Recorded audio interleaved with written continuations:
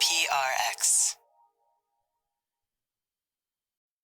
Friends beyond the binary, ladies and gentlemen, boys and girls.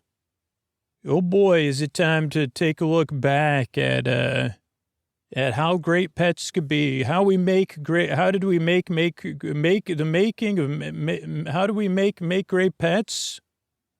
We say, what are you talking about, sir? Oh, welcome to Sleep With Me. This is a podcast that's here to put you to sleep, but really to keep you company while you fall asleep, because you deserve a good night's sleep. That's what this show is about. I'm here to basically apply, if you're new, to be your friend in the deep, dark night and keep you company by talking about nothing and not making much sense, but in a friendly way. So I'm so glad you're here, because you do deserve a good night's sleep. You deserve bedtime you could look forward to or at least feel neutral about. So thanks for checking the show out. What we got coming up here is support. That's how the show comes out. Free twice a week, then a long, meandering intro meant to ease you into bedtime. And then I'll be talking about our series, Make Great Pets. We'll be doing not really the making of it, more of a meandering around it. A lot of talk about Footloose. So if you've ever wanted to sleep through someone never getting to the point about Footloose or waxing... What is that called? Is it waxing rhapsodic? I don't think so. I'll be waxing episodically modularly. Well, you said, but it's the last. Well, you could listen to this in any order. But by the way, I'm so glad you're here again. It's time for Sleep With Me, the podcast that puts you to sleep. And these sponsors are how we're able to do it for you for free twice a week. Hey, everybody, this is Scoots, where I talk about the Patreon. And, there's a pretty good chance that you support the show on Patreon if you're hearing this, or you want to become a patron. I'm going to walk you through setting up the bonus content in a podcast app, because 2 out of 3 patrons are not listening to the bonus content, and it does not save us any money. You're just missing out on tons of great extras. And you'll find that, like most patrons, you say, oh, I love having so much more stuff to choose from and build my playlist to. Or if you want to, you can still listen to the ad-supported show and Patreon show, but get it set up right now or sign up and follow these instructions. You don't want to miss out. I mean, we've got Ray walking episodes, Scoots going on hikes episodes, crossover episodes, catalog episodes, Star Trek episodes, Fearless Flyer episodes, all in addition to all intro episodes, all-night episodes, story-only episodes, ad-free episodes. There's so much in the patron feed and our Discord where everybody gets to hang out, but get that bonus content set up right now. Go to sleepwithmepodcast.com/patron feed, PATRONFEED, or you can use that link and you can sign up as patron. And then you'll just go to it again after you sign up, sleepwithmepodcast.com/patron feed, log into your Patreon account or create one. Then you'll go to a screen, it'll say Acast for Patreon, click allow so it can verify your patron and connect you to the bonus content. And then it'll bring you up a list of podcast apps. If you don't already have a podcast app you use, tons of patrons have been recommending this. Download Pocket Casts and just use it for the Patreon Sleep With Me content. So it's almost like having a Sleep With Me app there. So you could always download Pocket Casts. It's free on Apple and Android, and then follow the steps. And it's that simple. From your phone's browser, sleepwithmepodcast.com/patron feed, log into your Patreon account, click allow, and then pick your podcast app from the list or sign up and do that, because you do not want to miss out on subscriber summer or throughout the year. And you help keep the show going for you and everybody else. Thanks, everybody. All right, everybody, it's time for the Sleepy Supporter Zone, the Deep Dark United Sleepy Supporter Zone. And, I'm not internationally known, but I do know the Sleepy Supporter Zone, Deep Dark United, we're all in this together. There are people who can't afford to support the show or who don't wish to support the podcast, but the podcast exists by direct listener action. We don't have anybody that supports the show, any companies that support the show for the sake of supporting the podcast. So whether it's the sponsors or supporting the show directly, it relies on listeners. But if you're an international listener, if you're not in the U.S. or in Canada, we have Polysleep as a sponsor. We don't have any international sponsors. So it really is key for you to set an alarm and let yourself say, hey, I really want to support Sleep With Me, because a large portion of our listeners are international, and I want to have a little competition. I want to make it fun. If you hear this message and you decide to support the show on Patreon, you could do the $10 free trial on Patreon too, even if you just want to try it out, or you spread the word and you kind of do it on social media and let me know about it. Let me know where you're from. Send me a message. Use the contact form on our website. Let me know. We'll have a competition. We'll see where's the show growing the most. Right now it's London, I got to tell you. But where can we get international supporters from?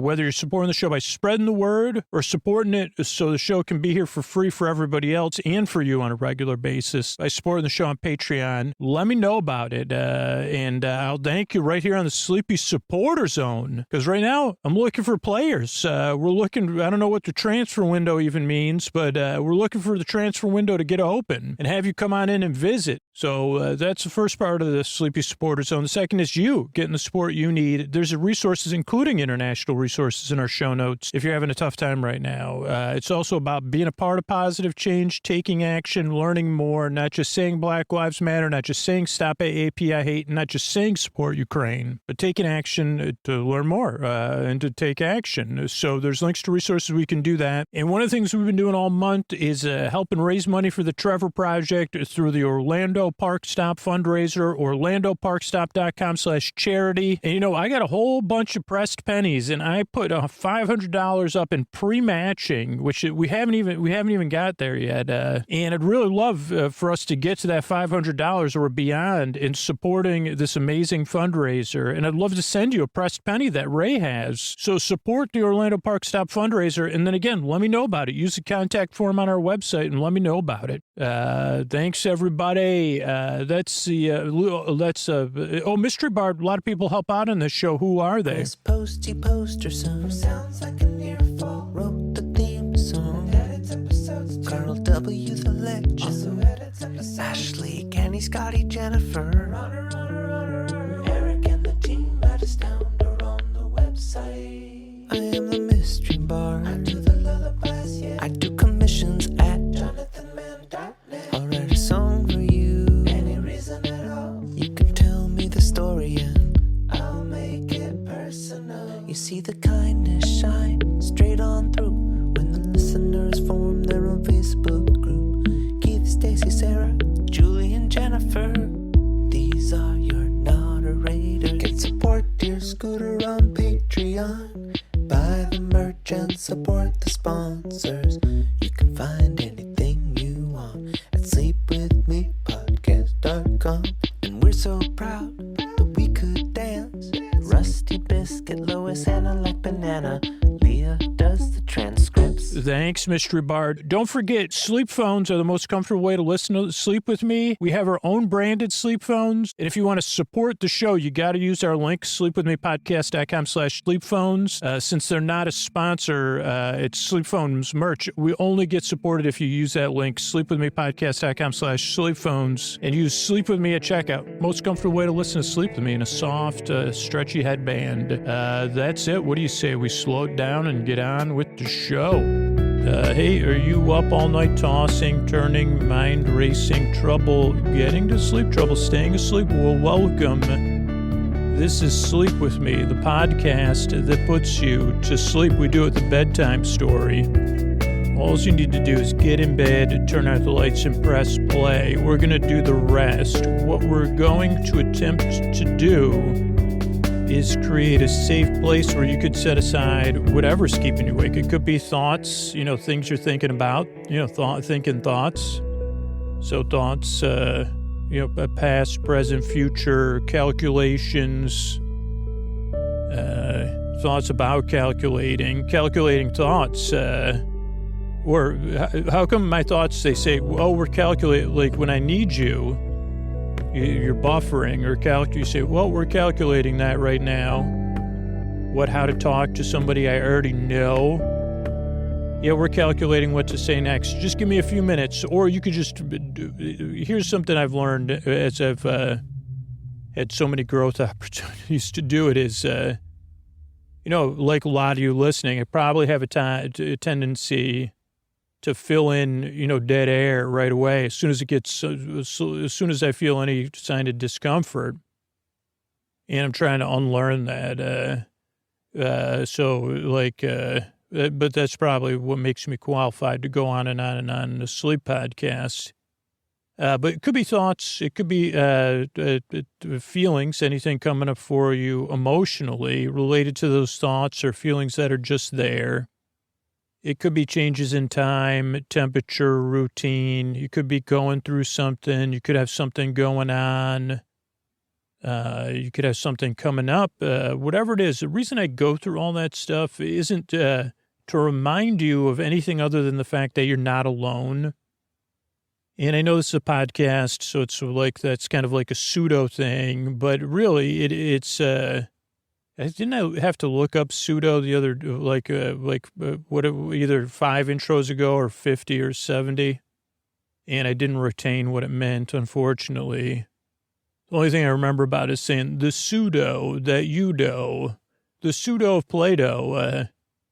You'd say it probably would help if you knew what pseudo meant. I could look it up again, but I better get to the point here of how did I get into, the reason it can be lonely in the night, in the deep dark night, even if you have a partner or roommate, or your house is filled with family, when you can't sleep, it's not easy. That's one of the reasons I make the show is because I can relate to how it feels. Oh boy, I get to keep making this podcast, and this week has not been a good one for sleep. I've had it all. And seemingly if you can't sleep like I can, in a unpredicted way, last week I had a cold, or no, it was like a week and a half ago, and it's still barely lingering, but I don't think it's what's messing up my sleep, but I've had it all. Like this morning, woke up at an hour and 20 minutes before my alarm, and my alarm was set for 6:30. And couldn't get back to sleep. And then I've just been, I don't know, you know how it is. And that's why I want you to know is I know how it feels. And maybe you're going through something really unique that I haven't been through. And if I can't relate to how it feels, I do think that someone out there probably can. And they're probably nodding their head right now saying, yeah, you deserve a good night's sleep. It's tough. So I make the show because I know how it feels and because you deserve a good night's sleep. You deserve a bedtime you don't have to dread, a bedtime you could feel neutral about or look forward to, and the sleep you need so your life is more manageable. And then eventually you could be out there flourishing. And that means our world would be a better place to be in if your world's a better place. And so what I'm going to do here is I'm going to send my voice across the deep, dark night. I'm going to use lulling, soothing, creaky dulcet tones, pointless meanders, and superfluous tangents. And all that means is my voice is not traditionally soothing. I'm going to go off topic. I'm going to get mixed up. Then I'll forget what I was talking about. Then I'll say, oh, yeah, what about that? Then I'll double back, and then I'll, go on a tangent superfluously. But I'm here to keep you company and take your mind off of stuff, not really to put you to sleep and not really to be heard, which is different than most podcasts, right? This is a podcast you just barely listen to. You kind of say, oh yeah, I see that. I know what you're talking about, but you don't really have to actually listen to me. And I'm never going to say, were you listening to what I said? Did you see how my paper airplane did not fly? It just crashed straight into the kitchen floor. Oh boy, that paper. Oh boy.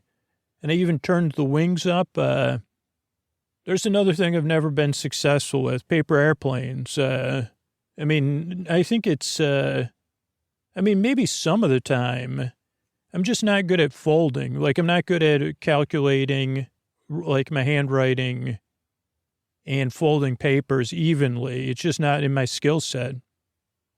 And then some part of my brain that apparently is a paper airplane coach said, it's all in the throw, champ.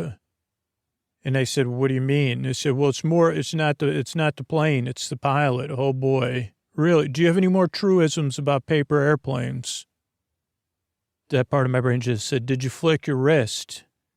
And I say, I don't know. Like, that's like when the dance instructors or Pilates or yoga people tell me to move my hips or bend at the waist, or I'm like, I have no idea what you're talking. Or another one that always gets me. Well, there's two other ones. You've heard these if you listen to the podcast. One is like, roll your shoulders, to lower your shoulders, like, and I guess my shoulders are shrunk up under my ears, but I say, they're down. No, you got to roll your shoulders back. And then the other one in any context is, okay, try to relax. And I'd say, dude, that's exactly what I'm exerting myself doing. That's why there's beads of sweat on my forehead, is I'm trying to relax.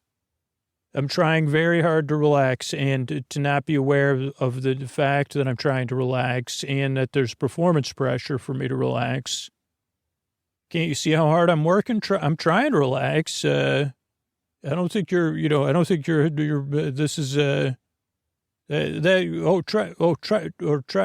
relax your body.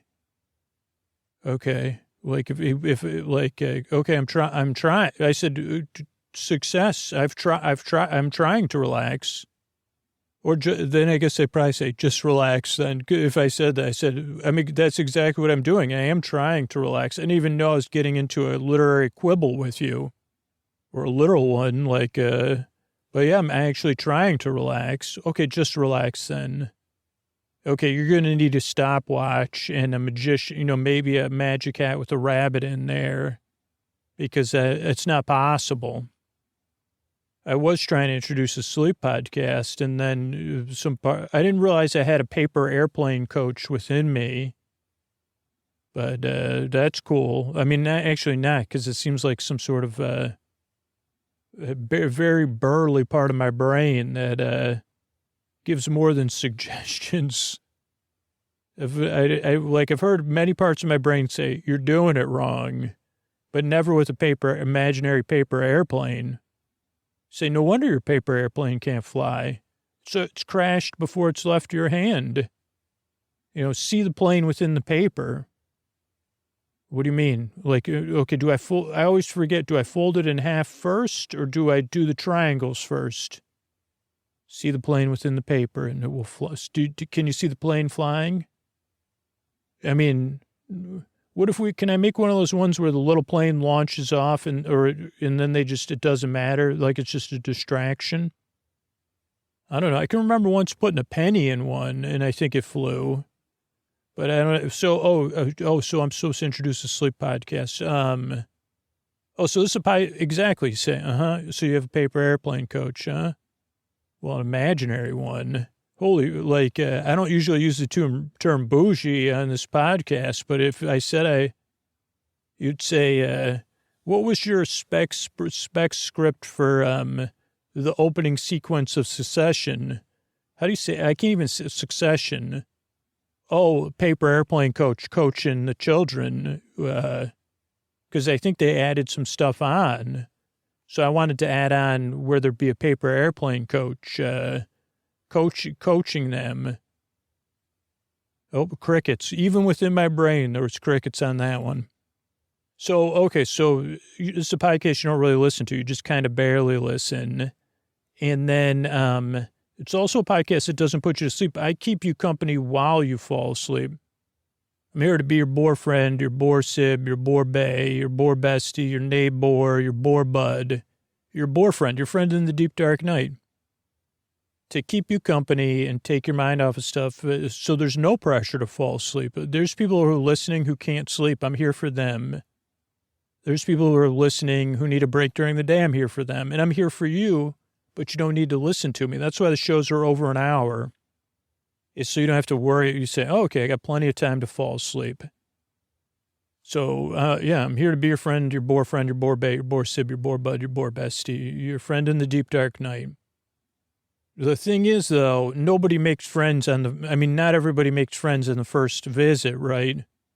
Especially, I don't know, if you meet at paper airplane camp, okay, there could be a rom-com because you could get a paper cut and then you could both be at the place where you get your Band-Aids, and our hands first touched, and At paper airplane camp. Where? Making paper airplanes? No. At the place where they give you Band-Aids. We were both, actually, it was just a jar. It actually wasn't a camp. It was more of like a Parks and Rec thing. It was paper airplane day. But I thought, if I was writing imaginary autobiography in the middle of a sleep podcast where I keep going off topic, I would have pretended it was paper airplane camp with that coach. Day one, you are the paper. Okay, well, that's beyond me. I'm just a kid at a paper airplane camp. I don't understand what that means. Step two, be the paper. Excuse me, just raising my hand here. When are we going to make paper airplanes? Oh, that's, you're only signed up for week one, little Andy. We're only doing conceptual. We're actually, the last day you'll conceptually fly paper airplanes.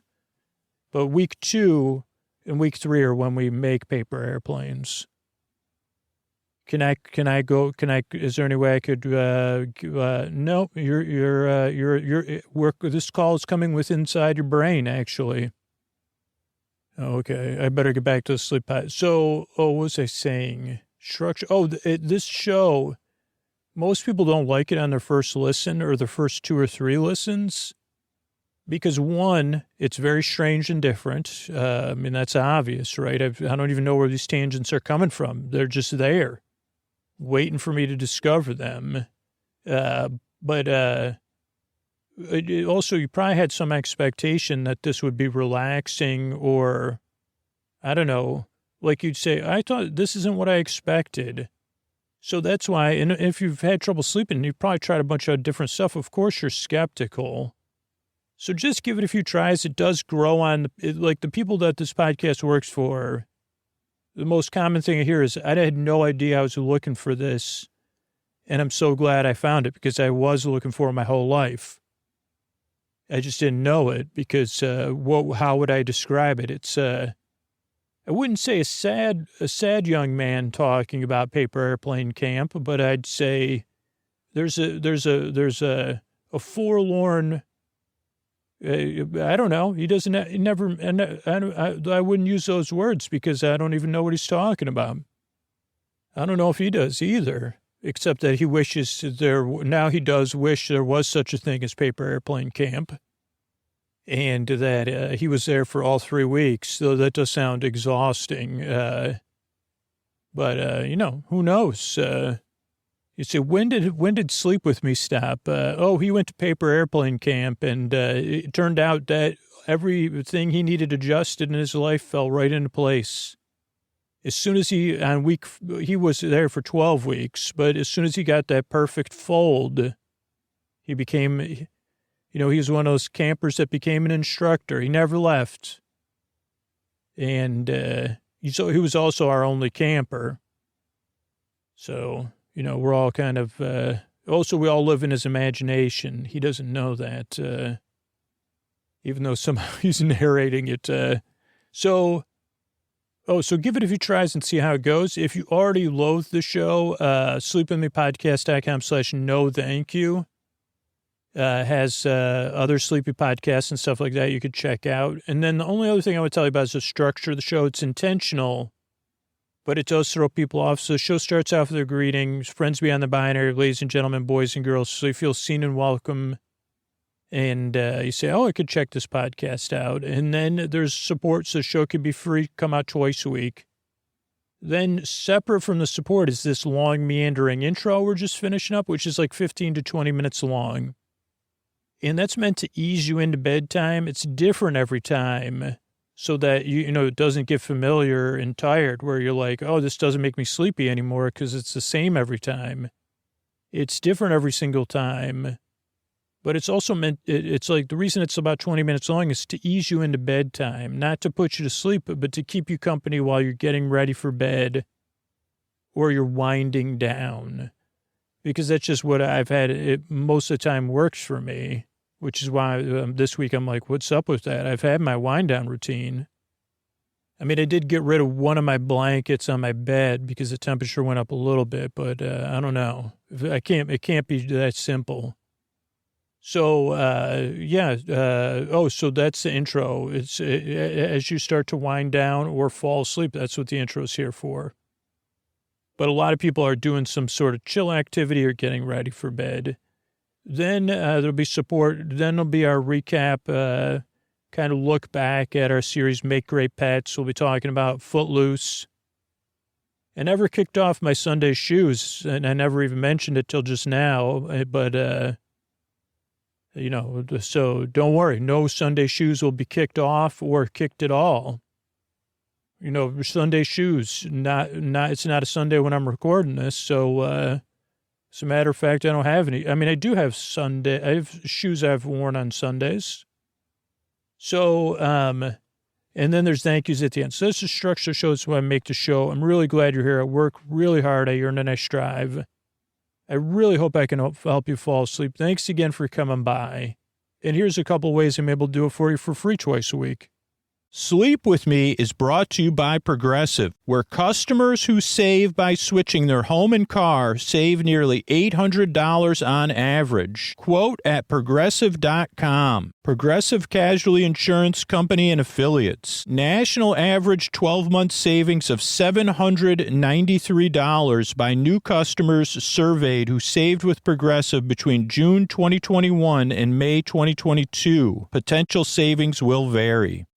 All right, everybody, this is Scoots here. This is episode lucky number 13 of Make Great Pets, where we look back at the making of Make Great Pets and kind of go through stuff about the making of the show. These are always, they're very introspective, but some people like to sleep through the process of how the show's made, and actually some people like to listen to these during the day. But they do tend to be sleepy, and it helps me kind of review things because I kind of forget, and it's good to look back because pretty soon I'll be writing and working on our next series, and I'll try to give a little bit of a teaser depending on the timing of what we got coming up next as I started to prepare stuff because I got a couple flights coming up, so I started to prepare some of the research for the next series. And Make Great Pets has a somewhat clean story where it came from, which is because it came out of someplace more recent instead of being something that I thought of years and years ago and then thought of again and then said, And it has one of the more specific, I think it's just because it's recent, but a very specific point that it came out of. So it's kind of cool. I've shared it probably on Patreon before. But it's really simple. So, and this will be kind of I'll lead my way into it before we get to the story part. And it has some personal essay stuff. So that's kind of interesting. So I have my daughter, Sophia, and she's in like musicals at a couple of our kind of community teen musical theater places, which I'm grateful for living in the Bay Area because there's more than one place where your kids, if they're into musical theater, can participate. And so she was getting ready to audition eventually, like they announced what shows they're going to do over the season ahead of time. And they were going to do Footloose, the musical, which was interesting. I think I was already aware of it beforehand. I mean, the Footloose was made into a musical, but I was like, that's interesting. And so I said to her, well, let's watch Footloose, the movie, before you start getting into, like, the audition process so you can kind of see where it came from. And I was also kind of like, man, I haven't seen Footloose in a long time with Kevin Bacon. And so I said, this will be interesting. I wonder how it holds up. Like, what's the movie like? And so we went to go watch the original Footloose one Saturday afternoon. And, stuff's kind of not centralized anymore. So and I don't have, I don't have some people have one service where you can search for everything. I don't have that. So I searched a couple places, and I think even when you Google it, sometimes it is kind of frustrating. I said, where can I watch Footloose? Well, which Footloose? But eventually I found out that it wasn't on any streaming services at this time when I watched it, which was like late 2022. And so I said, okay, let's just pay to rent. Well, first we had a debate actually, because there's a remake that came out in I don't know when it came out. I think in the aughts or maybe the early tens. And I said, I always go, okay, I kind of have a basic remembering of that there was a remake. And I was tempted because the remake was on a service I paid for or whatever. I said, well, and my daughter's like, well, let's just watch the remake instead of paying whatever, $4 or whatever it was to rent the original. And we went back and forth a little while. Like, even I think I was like, okay, let's go walk the dog or whatever. And then and I said, you know what? Like, I don't know anything about this remake. And I really think we should watch the original first. And so we watched the original with Kevin Bacon, John Lithgow. I think Mary Steenburgen is in it. Chris Penn. I don't have it in front of me. So we watched the original, and I mean, again, it could be just me, but the original is really good, and so good that it created this. The whole series came out of, I mean, mostly the performances of, and I don't know the actress that played Ariel, but her performance, John Lithgow's performance in particular, and Kevin Bacon's performance, and the writing. And I would say that the writing is actually of the original is more contemporary. I mean, well, maybe not. I can't say that about the remake. But it almost felt contemporary. Like Kevin Bacon's character comes to town, and he's clearly like feels like a outsider and is treated that way. And he loves to dance, and there's no dancing allowed in town. That's basically, if you were to say what's the movie about, and I know it's based on a true story I've been told by my family. But the reason the town can't dance in a sleepy sense is that John Lithgow plays the pastor of one of the congregations in town, the largest one, and he needs someone to help him because he's kind of going through something that's made him be against dancing and other forms of celebration with for teens. And it's also what he's been going through has impacted his relationship with his daughter, Ariel. And, that has created, she's having, she's acting out basically, and she needs help. She actually needs her father's help. This is again, only my interpretation of the movie, which informed the creation of Make Great Pets. So it's not I'm not, a movie expert or anything, but, so it seemed like a very, rewatching it and then just taking in the performance of Lithgow, that he plays, it could be a very one-note performance that he's this preacher, he has stuff he's upset about, and he's against dance. But he plays it in a way, at least, again, could be my viewing of it, but in a way that's very nuanced. And Kevin Bacon's, it kind of gives, in a sense, to me, an otherworldly performance, and I mean that as almost like he's if he didn't have his mom and his relatives there, that he could have come from another world, but he does have roots in this town. I mean, he comes from another world, Chicago, but, and he's there to kind of discover things. I mean, basically the short version is he sees the first thing, needs or wants or whatever. Oh, this town's against dance. I want to dance. The authorities are giving me trouble. This is by the authorities. I'm a rebel, and I love to dance, and dance is my form of rebellion. So I'm going to figure out a way to do that. But really, on the way to that, he meets Ariel, and he sees that she's having a tough time. And he meets, I don't know, but the pastor, the preacher. And he says, oh, he's having a tough time, but neither one of them can see past what they're going through. But slowly Kevin Bacon, through the story, can. And he says, I mean, none of it's on the nose, but if it was on the nose, he'd say, to Ariel, can't you see, I mean, I think he kind of does, but he says, can't you see you're acting out, and you really need, to reestablish this relationship with your father. And she would say, well, my father's not emotionally available for me, so what am I supposed to do?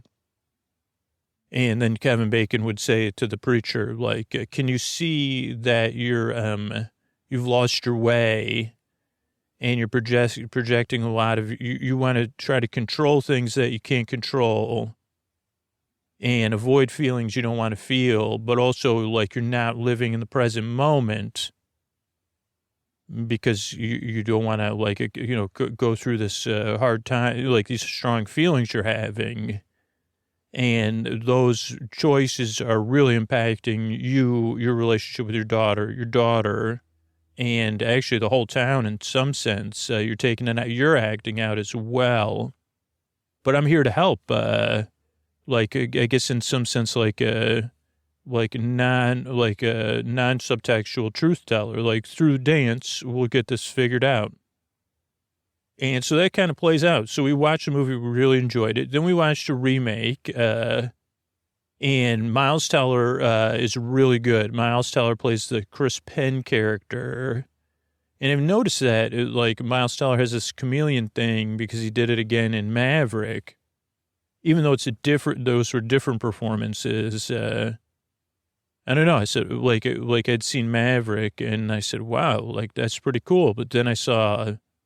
then later in the year, I saw this Footloose, and I said, holy cow. Like, that's like Chris Penn's performance, but different, but capturing the spirit of Chris Penn's performance. And, let's see, Juliana Hugh from, I don't watch the dancing shows, but her and her brother are on the Disney specials. Like, she plays Ariel, and she can really dance, so that was cool. But yeah, so the remake just was a little bit more straightforward. And again, it's hard watching the original and then the remake than the subtleties of the original. But maybe that again was just me and viewing them pretty much right after one another. There is also out there an unofficial remake, but I don't think the complete movie's out there anywhere. I've tried to find it. But if anybody has a full copy of that, I don't want, I haven't even watched the parts of it because I don't want to miss out on it. But I don't think, as far as I could tell, the unofficial remake, it is not, there's no complete copies in existence. So at some point, though, they decided to make it into a musical, and it's a jukebox musical, which I did not know. I said, oh, okay, it's a musical. That makes sense. But then I didn't realize till my daughter was auditioning for it that it's a jukebox musical from the soundtrack. So basically, they took the soundtrack and kind of lined it up with the characters and stuff like that. And at least in the performance that I saw 4 performances of it. Maybe was it 6 performances? I don't know. But the performance I saw really works. And I saw 2 different casts. So it was great. And Sophia played Ariel in one of the casts. So it was really fun. Okay, so all that said, that's the loamy soil. But before the musical or before the auditions, but after we watched at least the first one, I couldn't get the idea. I don't know. There's just something about Kevin Bacon's performance. And in some sense, at least again, some of this could be projection, but there was a simple story well told. Like a stranger comes to town or outsider comes to town to help 2 people heal or whatever. It's like, oh, okay. And then I came up with this theory. Again, this is only a fan fiction, imaginary theory that I pitched my daughter one night. And this wasn't even originally meant as a bedtime story. But I was like, in some sense, I realized in the context of the movie, Ren is not an angel. I mean, he's got angel eyes. Holy cow.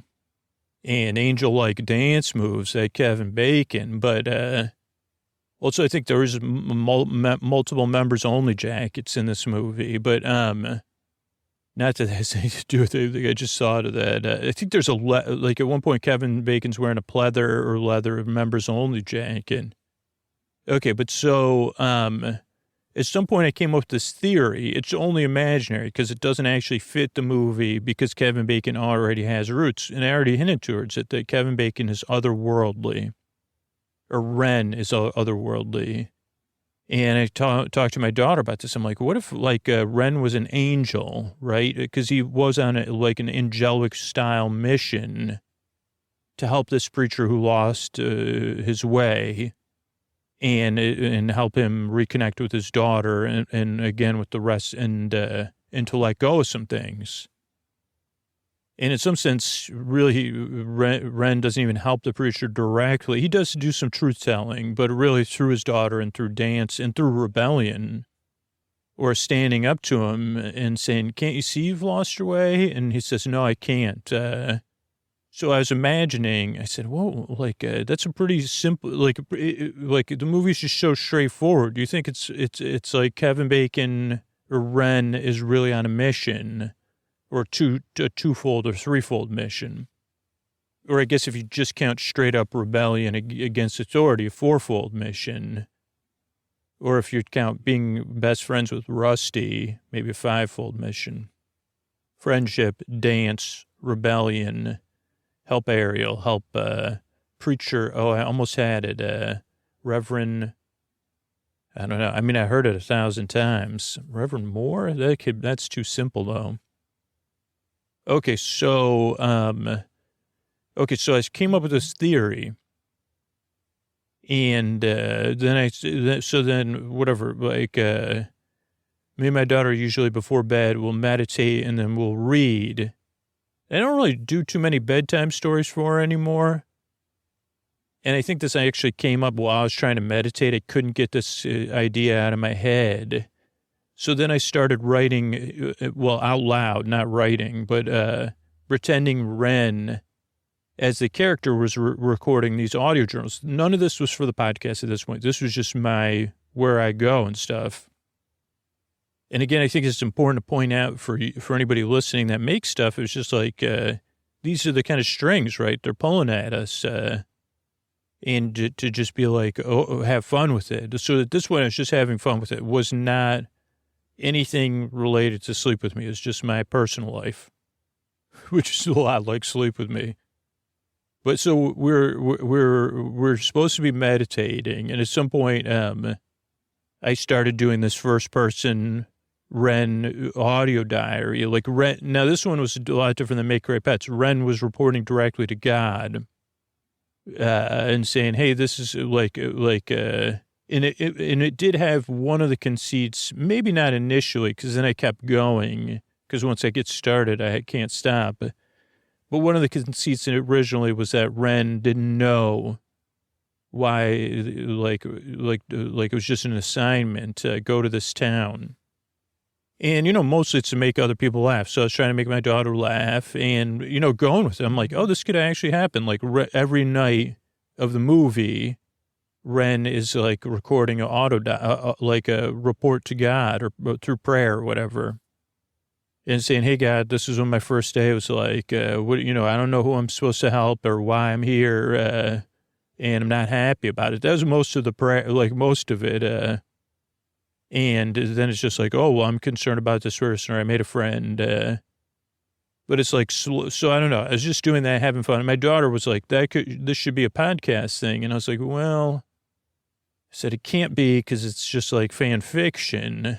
But I said, I was like, wow, I probably she was probably like, dude, I got to go to bed. And this isn't putting me to sleep. But whatever, I thought about it. And then I, just like other ideas of Sleep With Me, kept coming back up. And so this was we were still on the tail end of Nuns in Space, and I didn't know exactly what I was going to make next.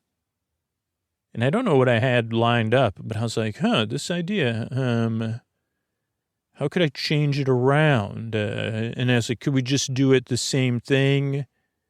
But again, just skip over like it is like a character like Ren, and then it's not this particular story from Footloose. And I can remember, oh man, like, maybe we did talk about this because I can remember running. So my daughter had rehearsal. It might have been for her other play, but maybe it was for Footloose. And I can remember running in Berkeley up to Strawberry Canyon and hearing myself talk about, or maybe I was thinking about it. Sometimes I don't know which one, but about Highway to Heaven. So maybe I was talking about this at the end of the other episode 13. But I was like, okay, like I can't do, like just doing that, just basically, I never saw Highway to Heaven, or I never paid attention when it was on. But I was like, oh, this is kind of like Highway to Heaven. So you can't do that. And then but then I was like, oh, this is kind of a thing. Like I think I talked about too, like, what's it called? Quantum Leap, which is rebooted right now. I don't know, it's not on the air when I'm recording this, but. And there's other shows like that, and those are definitely. And then I said, okay, wait a second. So this, like, I already knew, I guess, like, okay, that's episodically modular, so that's good. And it's kind of a procedural, like. But I said, okay, well, how do we get it from where we are here, which is too similar. But I said, we got something here. We don't have everything we need. And so then it was like, okay, like, okay, so we can't have Ren, and it can't be, I don't think it could be an angel because it doesn't fit in with the Sleep With Me. Like we've already disproven those things. And then maybe that's what led me to that. I said, oh, wait a second, you're right. The idea of guardian angels has been disproven. I mean, only within the Sleep With Me universe. I'm not trying to, infringe on anybody. Within the Sleep With Me universe, Bezos and stuff, kind of showed that they like got rid of those programs. And so, I don't know, somewhere in there I was like, oh, okay, but what if there was another and somehow it led to pets. I can't remember exactly, like I remember the start of it. And then I was like, okay, and I still like the idea of Rin and this first person reporting.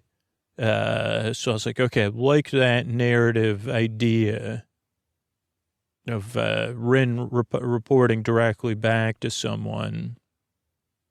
So I said, okay, well, okay, we got something here. So then it was like, we're going to go for it. And then eventually it was like record episode 1. I don't know. I can't even remember what episode 1 was now, but then it was the idea that, like, eventually as I started writing it, it was like, okay, so this will be part of the training program. Cause then it makes sense. It's like, Rin doesn't really know what he's doing. So, okay, that makes sense too. And the fact that it's a new program. And then at some point when I was writing probably the first episode, I would assume maybe not though, like it was like, okay, but this is, well, I like feel like there's, at first I thought of like that Rin would have an ally because I know that's like a lot of those shows. I'm familiar with the mechanism, even though I talked about, there's one show a long time ago I watched with an adult and a teen where they were jumping, like it was similar to Quantum Leap. But it seems like on all those shows, there's some sort of like team helping. And I was like, at first I thought, before I was writing the first episode, oh, okay, so Rin will have a contact point. But then it kind of morphed into like, no, what if there's like a, like some sort of, maybe, I don't know how it became what it was, but it was like, oh, is it a competitor or is it an antagonist? Someone else. I think initially it was going to be an antagonist. And initially even I was like, oh, maybe this will follow, like a sitcom format, like, in the first episode kind of does of like, oh, if this is like an episode of a sitcom. Cause that kind of structure, I thought, I mean, it actually did fit. I just didn't keep with it. But, like the idea that, in a sitcom, usually the solutions are pretty, the episodes are also episodic and modular. and kind of self-contained most of the time.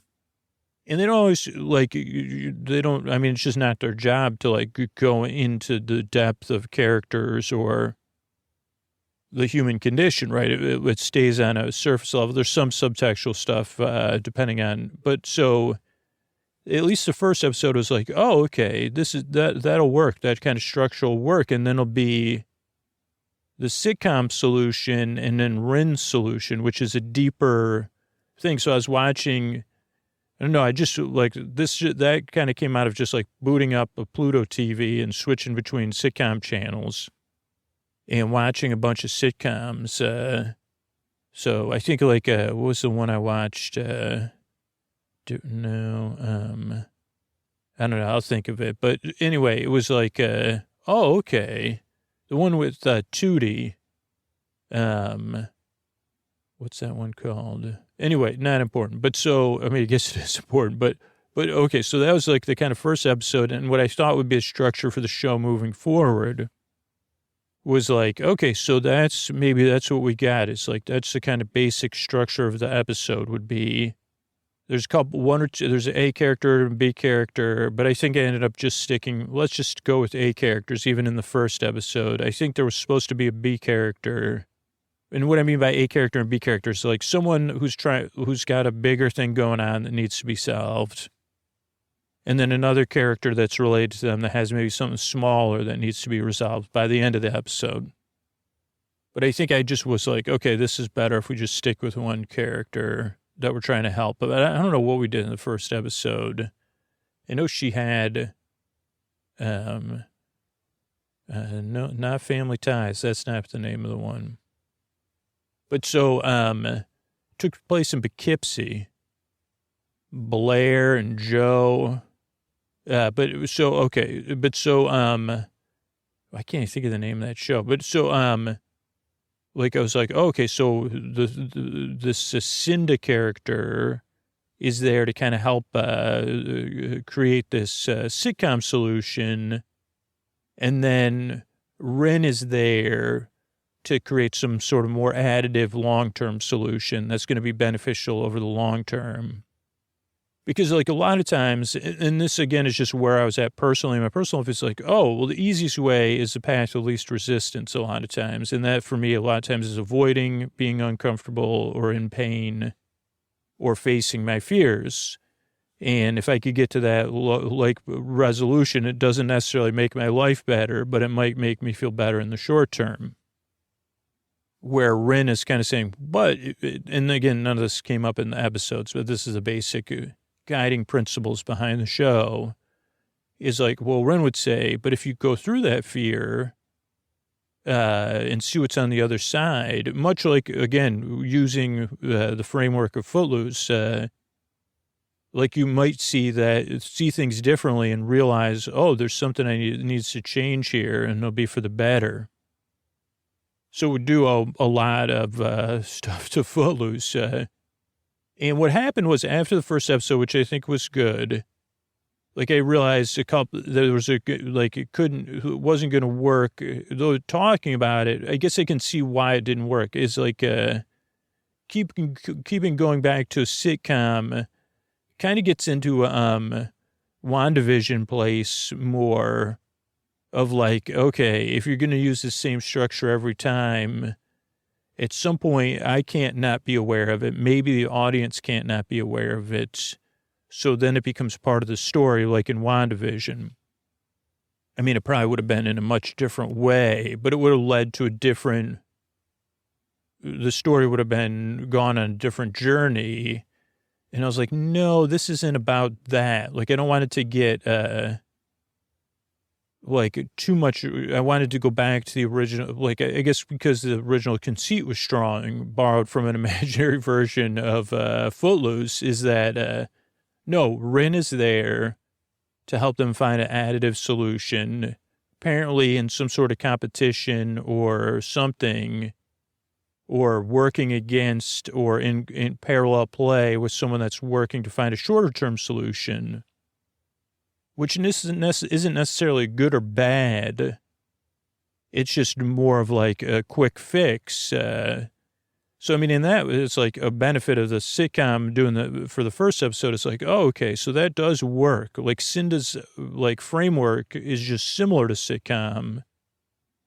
And just like in a sitcom, it's like, well, this isn't good or bad. It's just that this is how things got fixed, and then we bought a cake and then you dropped the cake and we all laughed, because you forgot a cake for my birthday and my anniversary. So you brought two home, or one was on the roof of the car and something else. Like, and again, that's just a tropey version of a story. But, like, I guess like going back to the first episode, it was like, she thought if she moved to someplace new, she'd be able to have what she wanted. I think or was that the solution? I don't remember.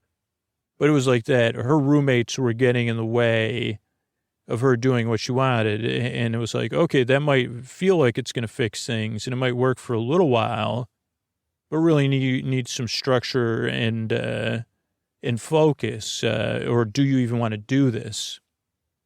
Those were the kind of competing solutions. So then eventually, I don't know what happened on episode 2. Maybe I could look it up if we have time.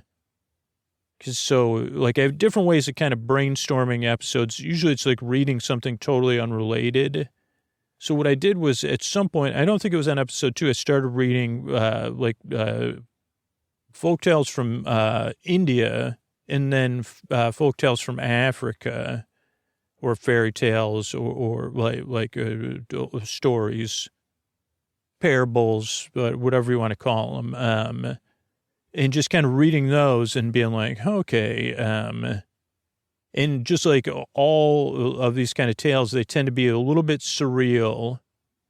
And what I like about those kind of tales is that they're not as tied up with a bow as the sitcom. Like usually, like sometimes the solutions just leave you like, huh. But and sometimes you don't understand what they're trying to teach, or sometimes it's very clear, like with the elephant thing. That's a famous tale, and it's like used to kind of it teaches the idea of like compound interest or whatever. Like that, if you give me one grain of rice today, then 2 tomorrow, then double it every day. Like, you won't be giving me that much rice, right? And just do that for 30 days. And then the ruler's like, okay, yeah, because you don't know what you're doing. Oh, two tomorrow, 4 the next day. What's that, 8 after that, 16? Okay, let's do it. But like when you see the end result of 30 days of that, of doubling, then it's like, holy cow, that's all the rice. So for that one, this is a good example because I said, okay, here's this young girl who got this brilliant idea. Where did the idea come from? Because the idea ends up being what solves things. And the kind of tale more just like is like that it's an intuitive solution. And I mean, again, it could be just a young genius. But I was more curious. I was like, oh, okay. So this would kind of be like a prequel. Like, how did this young girl, and what are the details and stuff? Or what else did she try first? And what else would have been like shorter term, what else could we have done for shorter term gain and solution? So yeah, it was like cool to play around with. So I'm trying to think. So basically at some point it came down to like, okay, this is more on the development to jump back. Like, okay, like, we'll have it be a pet. The pet it won't be a humanized pet. It'll be a real pet, but Rin will be inside the pet. So Rin will have a bit of control, but not a ton of control. And then Cinda will be there in competition or with a different name every time. Maybe Rin's slowly gaining awareness. Or like, is this imaginary? I mean, at some point it became repetitive. And then actually the rest of the story kind of developed from there. And so this season I did a little bit longer of a beginning and then did the end, because Nuns in Space season 3, is that what we just did? I can't remember anymore if I did like episode 1, 2, and 3 and then like 11 and 12, or if I did like 1 and 2 and 11 and 12, or even 1 and 12. but I did like the beginning and the end, and then try to make everything in between episodically modular. And so for this one, that like I was open to that happening. So I tried to stay curious, like, how is this going to resolve? But I think I did more episodes, like maybe 5 or 6. I definitely recorded somewhere between 5 and 7. And then did, I think like, I was like, oh, okay. And then I wrote episode 12, and I was like, okay, now I have an idea how this ends now. Because again, I'm not plotting out the whole season at the beginning just because of the moving train aspect of making the podcast. It's like, okay, I gotta stay on deadline. So, I like once I had an idea of like, okay, wait a second, and it was so weird because I was struggling with it a little bit, and then it was so simple like that because again, returning to Footloose, it was like, oh. You could just like Ren in Footloose couldn't see why they were really there. Ren finally realizes that why they're there, who they're really there to help.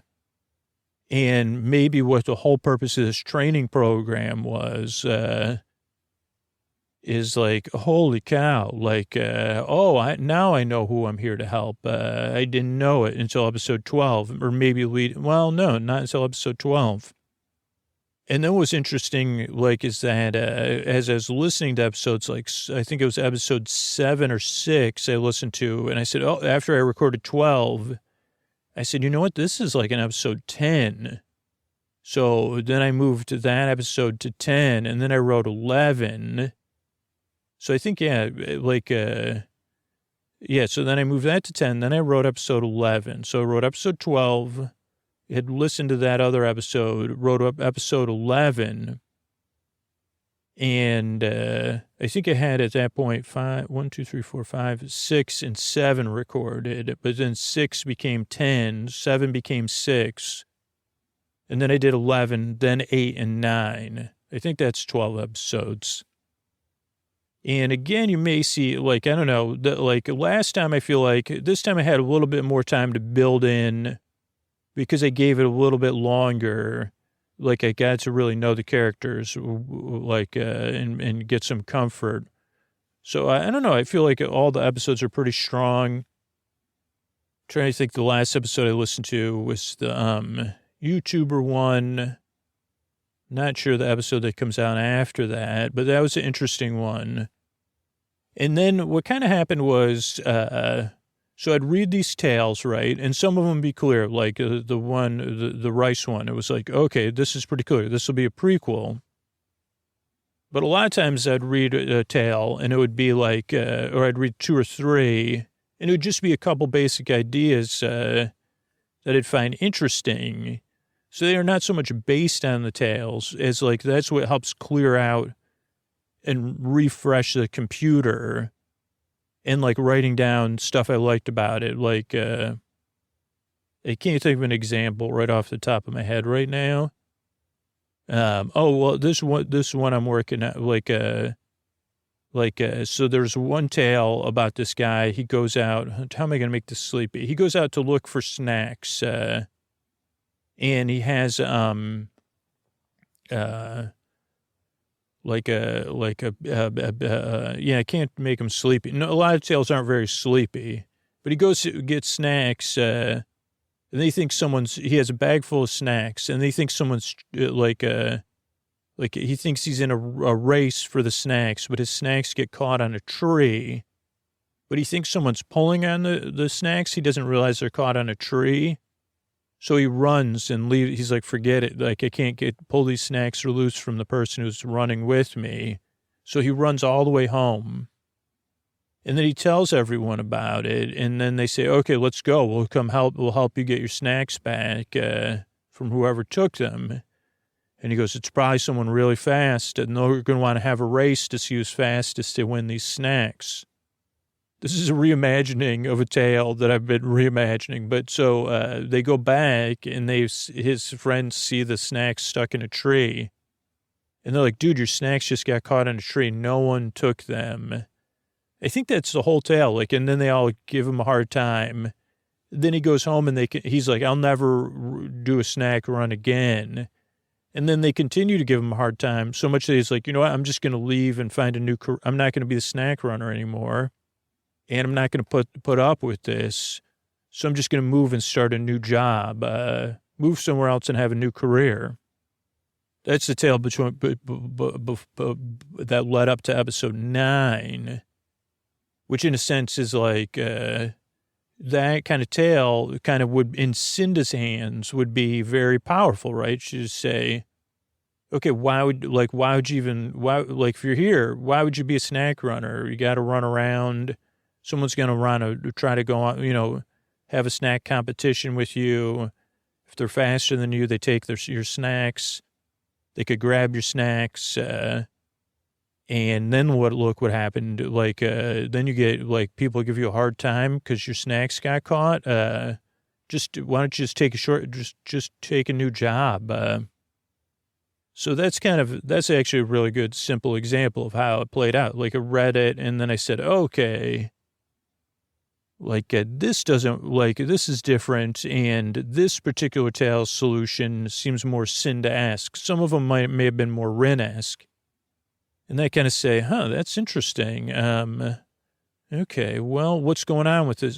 So then reading the story, I say, okay, so I can relate to a lot of those emotions in that tale. I say, okay, I've been in that situation before, and then blindly trying to get home, not even sure if something's stuck, just trying to, and then be like, forget it, I'm just going to run home where I know it's warm and safe.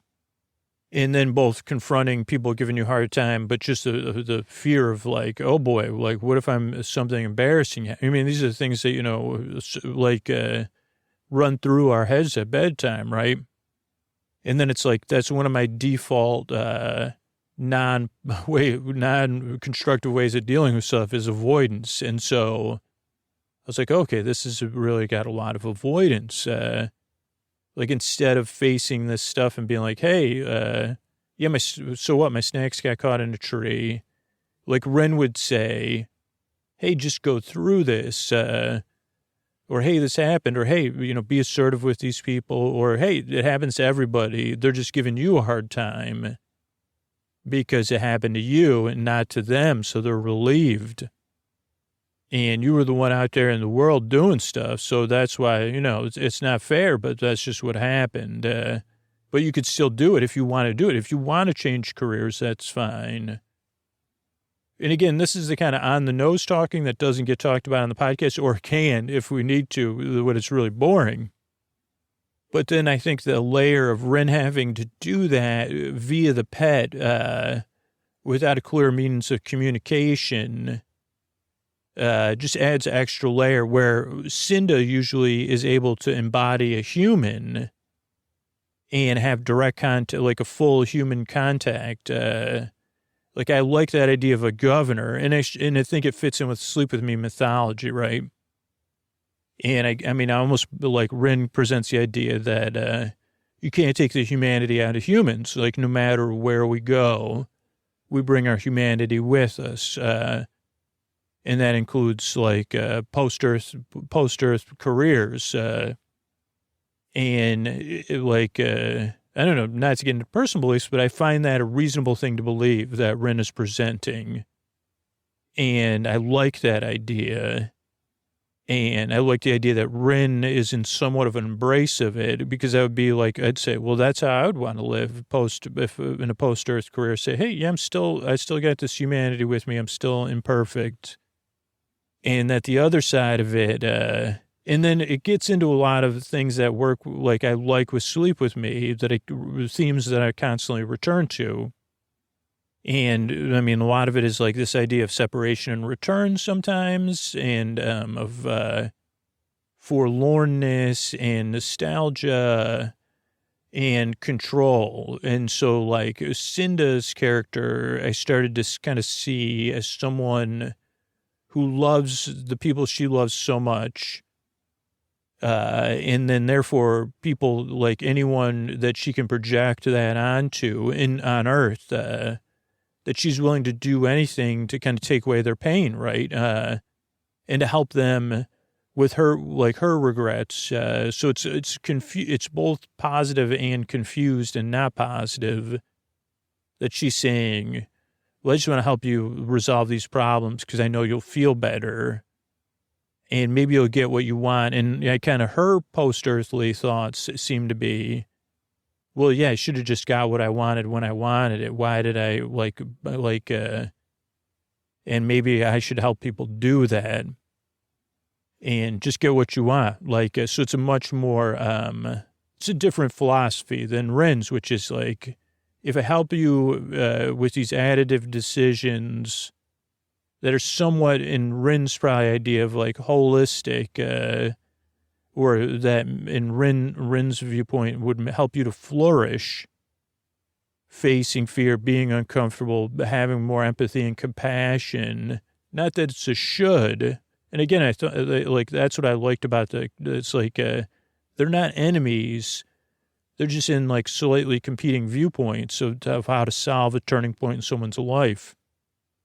So yeah, I mean, there's a couple of things I was dissatisfied about, which is like, let's see. One was, like the idea of having like characters I'm interested in, Rin and Cinda, but then that they're supposed to be present and witnessing and helping a separate character in a, kind of their own unique world.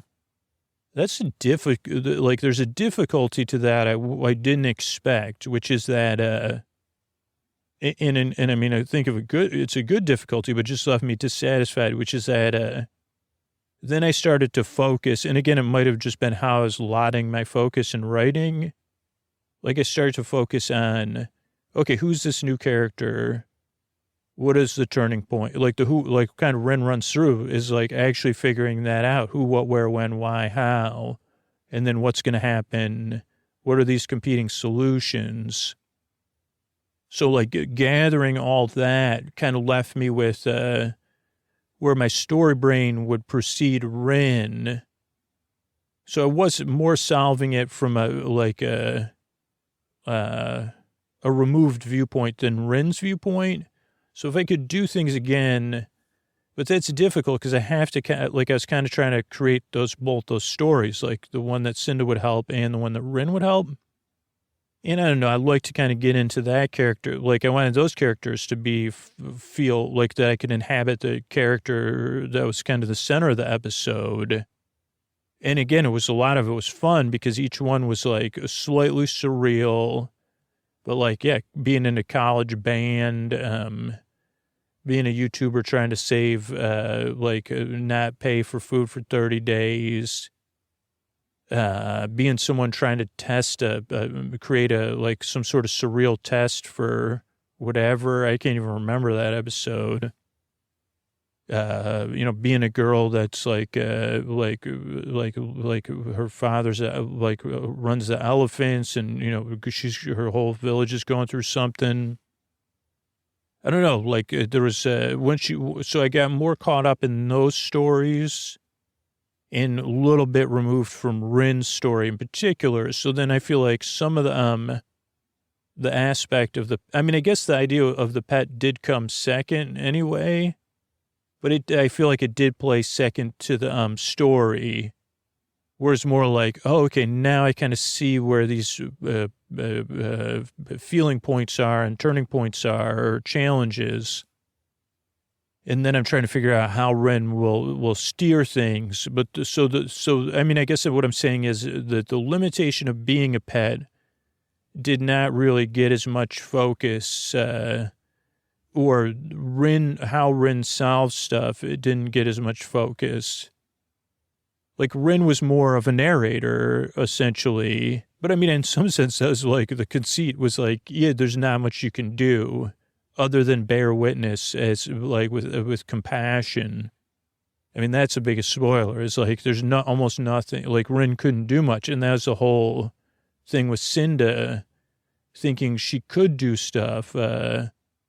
But that, but again, that was like a deep subtext. So there still was like, I I don't know. I feel like there's some episodes where Rin did more as a pet.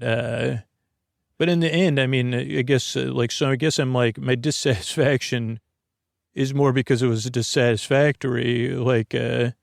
And Rin probably felt that way. So I mean, in some sense, maybe I was feeling Rin's feelings, which is like, I thought this was going to be flashy, like a dolphin or whatever, like Flipper. But now I'm just there to watch them and soothe them. And then maybe give them extra stuff, when they're trying to make this tough choice. I mean, that really comes down to like where I'm at with my own life in some sense, which is like inseparable from making the show. I mean, there may be other people that are able to do that, but I'm not. And the idea of just loving people through stuff, when they're going through stuff especially as a parent, being like, yeah, there's some things you can do and that are under your control. But a lot of it is just being there. I mean, and this is just my viewpoint and my viewpoint today of being there and trying to be present and loving, right? And that's also, there's feelings that come along with that loss of control, which again, kind of Cinda represents those feelings for me. So Rin is like, not entirely confident, but competent in the sense of like, well, let's just try this philosophy. Or what are we what is the turning point here? What are we looking to help with? Again, going back to the Footloose model. And Cinda actually is coming from a sitcom model of like, hey, what are the things I can do here to help you right now get the feelings you want right now? I mean, and that is very similar to parenting in some sense of those are kind of the things you're faced with sometimes. And it is hard of like, well, I'm used to solving problems and in my personal life, avoiding pain at all costs, even when it causes more pain. But you want me to like, just trust everything's going to be okay and be loving and try to be compassionate and empathetic and present. That would be the Cinda. And I think that I tried to create some conversations with them about that kind of stuff of like, what do you like, that's not going to work out. They can't that's how I feel deep down sometimes, but then to quote Emma Otter or to, go with Ren, it's like, all will be well. All will be well. And Ren's idea of like, all I can do is do my best and be here and help them because I love my humans, or this is what it means to be a pet. And pets may object to that idea. But yeah, that's a little bit about Make Great Pets. Thanks for making it great, everybody, and good night. All right, I want to thank everybody who became a patron recently. I want to thank Poppy, Jim, and Kirsten. Thank you. Thanks, and good night. I want to thank Edith, Caitlin, and Margaret. Thank you. Thanks, and good night. Matt, Jennifer, and Jim. Thank you. Thanks, and good night. Allison, Brian, and Connie. Thank you. Thanks, and good night. Allison K, Megan, and Nick. Thank you. Thanks, and good night. And Aaron, Jose, and Lauren. Thank you. Thanks, and good night. Thanks everybody who supports the show directly on Patreon or Apple Podcasts. If you do, and especially if you support me on Apple Podcasts, so let me know so I can thank you directly.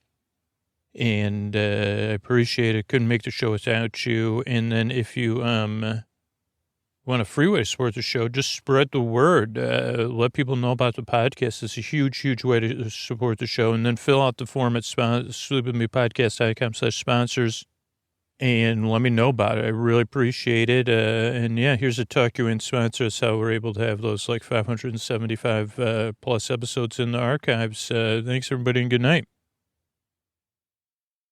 All right, everybody, this is Scoots tucking you in. If you're hearing this message and you're a patron or you're not a patron, you do not want to be missing out on the subscriber summer. We're putting out a ton of extra content for subscribers as a way of celebrating and trying to find new ways to keep the show going for everybody and keep it free for everybody, which is a bit ironic, but without support, we can't keep the show free for everybody. So, That's part of subscriber summer. But if you don't have your patron content set up or you're not a patron, you're missing out on it. And I know that only 1/3 of our patrons listen to the bonus content, and it's so easy to set up. You're already listening to this message in a podcast app. And if you become a patron, you could do this and you could just follow along. It's just 4 simple steps. You take your phone. You already have a podcast app. If you don't already have a podcast app, you use Pocket Cast is a great one, or to just listen to bonus content in exclusively. Go to sleepwithmepodcast.com/patron feed, PATRONFEED, and that'll bring you to a page where you log into your Patreon account. Then it'll bring you to a page where it'll say Acast for Patreon. You'll click allow. That's how to connect the bonus content to your podcast app. It'll verify you're a patron, and then it'll bring up a list of podcast apps. Pick your app from the list, or if you downloaded Pocket Casts, pick Pocket Casts from the list. Give it a few minutes to load, because especially if you're a $10 or $20 patron, there's like 2,000 episodes in the feeds, but give it a few minutes to load, and then click follow or subscribe, and you're good to go. So sleepwithmepodcast.com/patron feed, log into your Patreon account, click allow, and pick your podcast app from the list, and you'll be getting all that sweet, sweet summer. And in addition, the rest of the year, we put out tons of bonus content. And $10 to $20 patrons also get all intro episodes. All patrons get story-only episodes, special edition episodes. $10 and $20 patrons get all-night episodes. So don't miss out. You were going to want to be a part of Subscriber Summers. Thanks, everybody.